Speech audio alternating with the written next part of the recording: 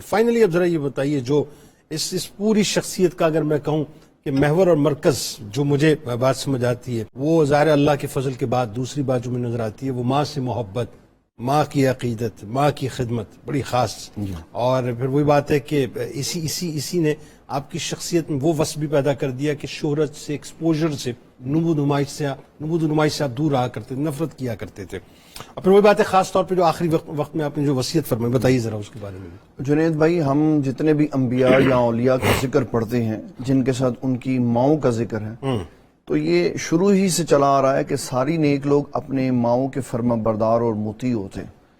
اس لیے کہ قرآن مجید ہمیں یہ بتا رہا ہے کہ عیسیٰ علیہ السلام جب پیدا ہوئے تو انہوں نے پیدا ہوتے ساتھ ہی یہ کہا کہ اللہ تعالیٰ نے مجھے ماں کا فرما بردار پیدا کیا.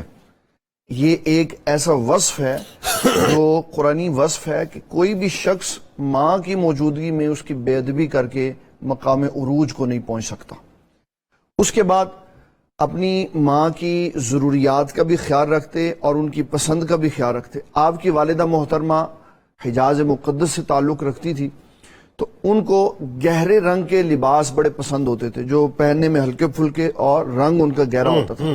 اس میں لاجیکلی بھی بڑا ایفیکٹ ہے کہ گہرے رنگ کے لباس ہمیشہ دو ہی افراد پہنتے ہیں جو بڑے نفیس ہوتے ہیں اور جو شکل و صورت کے اعتبار سے بڑے خوبصورت ہوتے ہیں کیونکہ یہ لباس جچتا ہے. تو آپ اپنی امی جان کے لیے باقاعدہ رنگ والے کے پاس جاتے اور اپنی امی جان کے پسند کا رنگ کروا کے پھر لا کے پھر ان کو پیش کیا. عاجزی اتنی تھی کہ سب کچھ ہونے کے باوجود کسی کو اپنے ساتھ نہیں چلنے دیتے. کہتے تھے کہ جب تم میرے ساتھ چلتے ہو تو ایسے لگتا ہے کوئی معزز بندہ چل رہا. یہ ہمارے آقا کریم صلی اللہ علیہ وسلم کا وصف کریم تھا.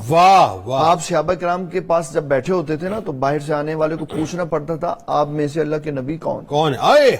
اور آج جلن ہو جایا کرتے تھے آپ. آج ہم اپنے اس کام کو دیکھیں تو پتہ چلتا ہے کہ جو راہبر اور رہنما ہے جس نے قوم کا بوجھ اٹھانا تھا اس کا بوجھ لوگوں نے اٹھایا ہوا. ایسا ہی بلکہ اب تو لوگ باہر نکلنا پسند ہی نہیں کرتے جب تک کہ پروٹوکول ساتھ نہ ہو. جنازے نہیں پڑھتے. جنازے پہلے کہ مجھے جنازہ پڑھانے دو کہ میں آؤں.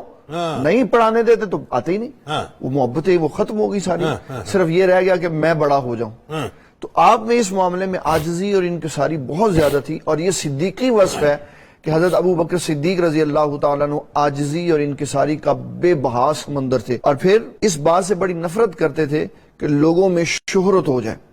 یہ اسلام کا وہ عظیم پہلو ہے جو ہمارے لوگوں کی آنکھوں سے تھوڑا سا پیچھے ہے. رسول اللہ صلی اللہ علیہ وسلم نے فرمایا بہترین شخص وہ ہے جو گمنامی کی زندگی گزارے، تھوڑا کمائے، تھوڑا خرچ کرے، قیامت والے دن اللہ تعالیٰ اس سے تھوڑا حساب لے کے اس کو جنت میں بھیجے. جس نے اور ہمارے یہ طبیعتوں کا ایک بہت بڑا عنصر ہے کہ ہم مرنے کے بعد بھی ریاکار رہتے ہیں. زندگی میں تو ریاکار ہے، مرنے کے بعد بھی ریاکاری. مرنے کے بعد یہ ہے کہ میں اپنے کردار کی وجہ سے سوچتا ہوں کہ جب میں مر جاؤں گا تو میرے جنازے میں 1,00,000 بندہ ہوگا، تو یہ بھی ریاکاری. بندوں کی تعداد کے زیادہ ہونے سے اللہ تعالیٰ کے معاملات تبدیل نہیں ہوتے. یہ بات بالکل بجا ہے کہ اللہ فضل فرماتا ہے تو بہت کچھ آ جاتا ہے، لیکن اگر بندے کم بھی ہوں اور انسان کا کردار اعلیٰ ہو تو اللہ تعالیٰ اس کے اعلیٰ کردار کی وجہ سے فضل فرماتا. اور پھر آپ نے جو اپنے بچوں کو وصیت فرمائی ان میں سے سب سے آخری اہم بات یہ تھی کہ میرے بیٹے گناہ کی طرف نہیں جانا، جس رب کی نعمتیں کھاتے ہو اس کی تابعداری کرنی ہے، کامیابی اسی کے اندر موجود.